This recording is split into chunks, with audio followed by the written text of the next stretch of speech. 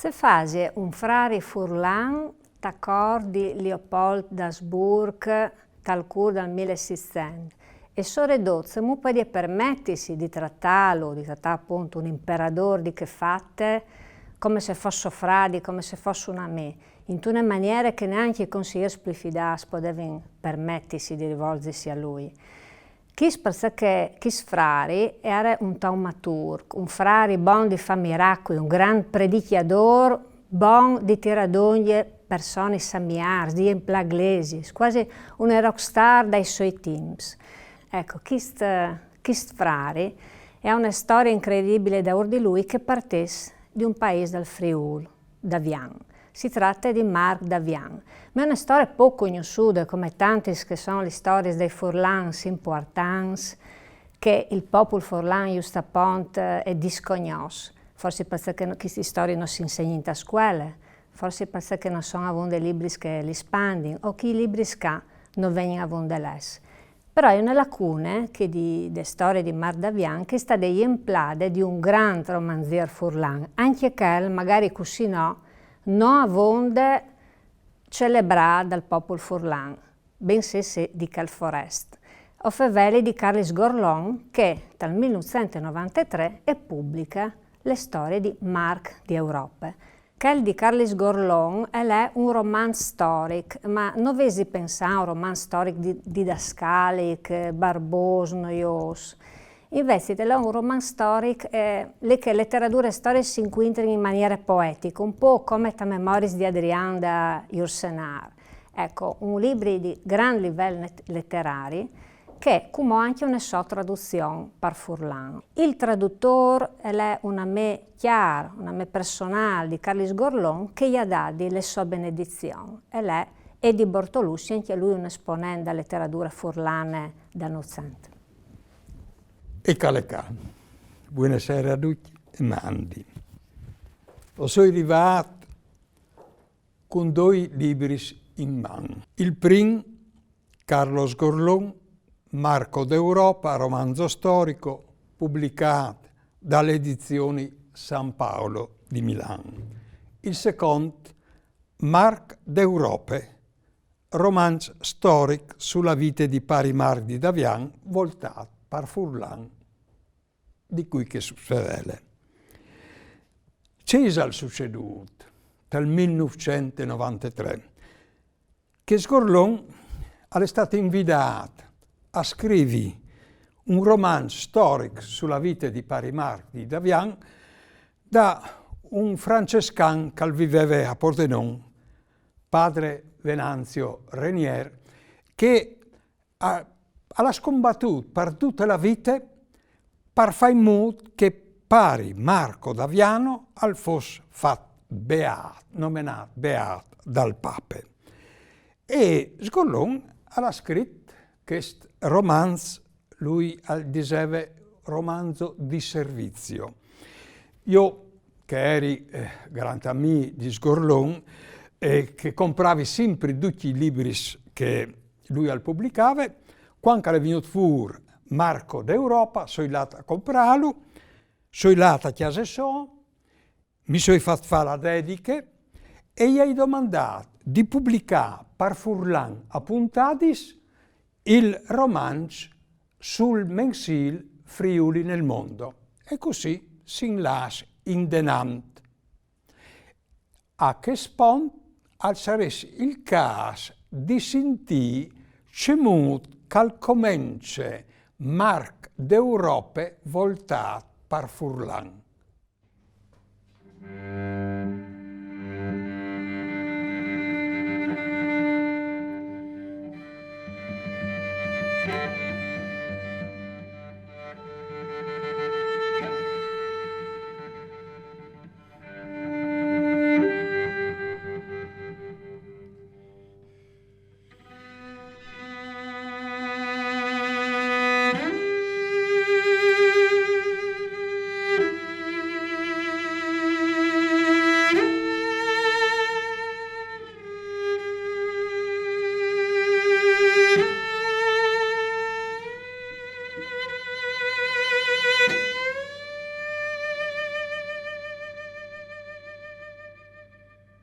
gli stiampanis di Davian attaccarono a suonare a martiel.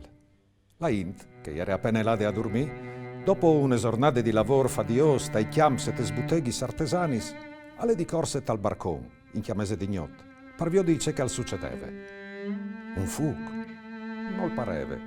Tra gli spuori schiasis di claps di flum non si vedeva nessun riflesso rosso, e neanche più lontano. Gli stiampanis, però, apparavano in via a suonare, e di tanto in tanto si sentivano anche chiampanis più lontanis. A ierinches di Vilote, di Budoie, di San Foche, di San Martin, di Piedmont. A ieri in tutti gli stiampanis dal circondari, e al pareve che si fossero mettudis d'accordi per che il concerto fur dall'ordinari che nessun si sarebbe spietato. Il temporale, la tempieste con che il ciel stellato non era neanche di pensare. Allora si trattava di bandis, o di un ribalton, o di aldalienar. I più coraggiosi e curiosi si mettero in su, tal scur, i bregons di vore, anche motta con las di tiere, e all'erin di corse sulla strada e tal placial d'eglesie. Che succedeva al dunque? Non si sapeva. Il muini di Davian, che all'era in spiete di Savealc, si era attaccata ai sguardis de stiampanis perché lo avevano fatto tutti i suoi colleghi dal Dulintor. La int scominciava a farsi donge, fevelante, tabaianta grops, e qualchedun all'era già l'attestale parsia là un chiaval e cori di corse a Budoie o a San Foche. Poi si vide che i fuchs erano sul serio. Un evore lontans, se lo cordi là de celine o de midune, slarghiaduris immensis di glerie e di claps. Un segno nevore brut. Fuchs, plui di un, in direzione di Spilimberg e di San Denel. Se poteva iesi in allora, se no una invasione, se lo cor la vignude di un esercito imperiale di lunchiù d'altiliment, oppure una scorsate dai Turks come talando al signor 1477. Addio, i Turks no, che no, per carità. In place arriva un chiaro a tutte velocità, tant che lis ruedis col cerclon di fier a faserin lis faliscis sui claps de strade. Duc si faserin intorno al chiarador, scalmanate fur di sé. Il sudore veniva giù pal quelle di lung la schene a roiuz, e lui s'alsuiava cemot cal podeve contro un gran fasoletros. I Turks! I Turks! E dove sono? Han passato il tilimenta, son a chiasarse. No, a son già arrivati a Vilegnove, al disè un altri dal chiar. A entrare in chiase, a chiappare in suce che avevi in te spanaris e te sbreis de cantine, formis di formadi e pan, luanis, salams, polis cuviertis d'aliet, e a schiampare in tai boscs e supes montagnis, a sdavas, e come che al capitave, tal curtegnot.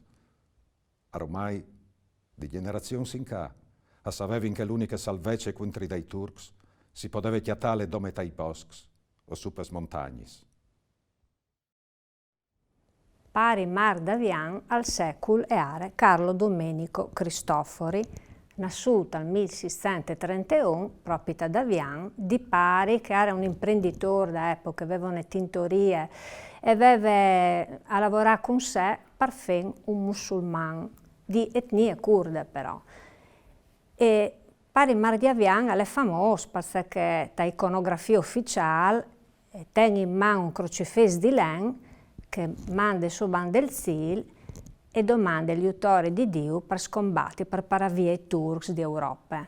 Impegnarsi a sedi a Vienna e tutte le città principali dei Balcans e che i Turks erano una minaccia già stata importante già dai secoli precedenti e avevano avuto, insomma, era in fresca da battaglia di Lepanto che aveva per il momento parato via il pericolo con le lei sante.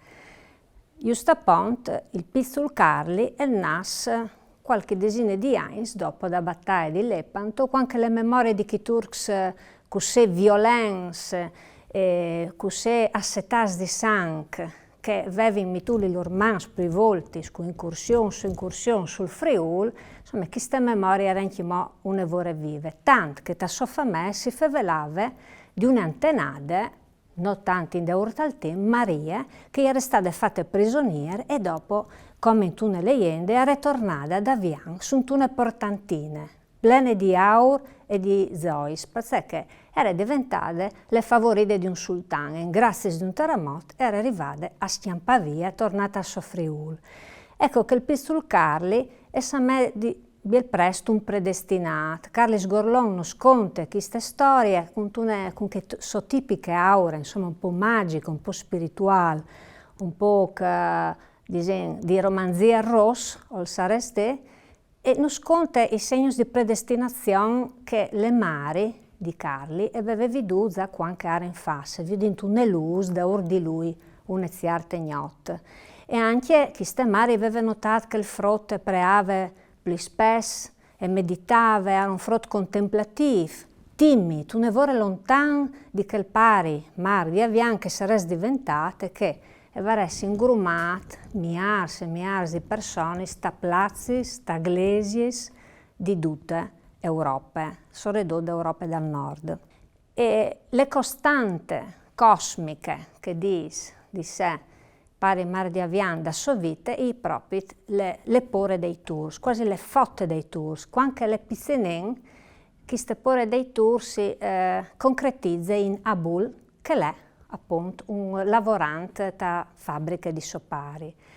Ma dopo Taglian si vede che questa versione verso i turcs è diventa aldi diversa, ha una sua evoluzione. Il turc è il meno religioso, ma più che altri è il violento, il superbos, che con la sua arroganza vuole di sottomettere gli altri popoli.